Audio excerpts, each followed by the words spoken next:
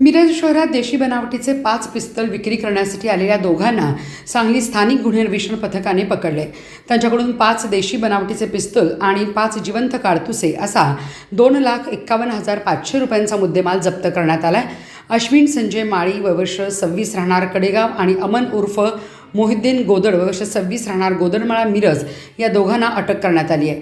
यातील सूरज जगन्नाथ मोहिते राहणार कडेगाव आणि अक्षय पाटील राहणार वाई सातारा हे दोघे फरारी आहेत। मिरजेत मागील आठवड्यात टोळी युद्धाच्या पार्श्वभूमीवर एकावर तलवार हल्ला झाला होता। तसेच खुनाच्या तयारीत असताना कोयता घेऊन फिरणाऱ्या 5 जणांच्या टोळीला पोलिसांनी अटक केली होती। या पार्श्वभूमीवर मिरजेत पोलिसांनी सतर्कता बाळगली होती। त्यामुळे शहरात आणखी दोघांना अटक करून त्यांच्याकडून 5 देशी बनावटीचे पिस्तूल जप्त करण्यात आले। त्यांच्यावर मिरज शहर पोलिसात गुन्हा दाखल करण्यात आला आहे।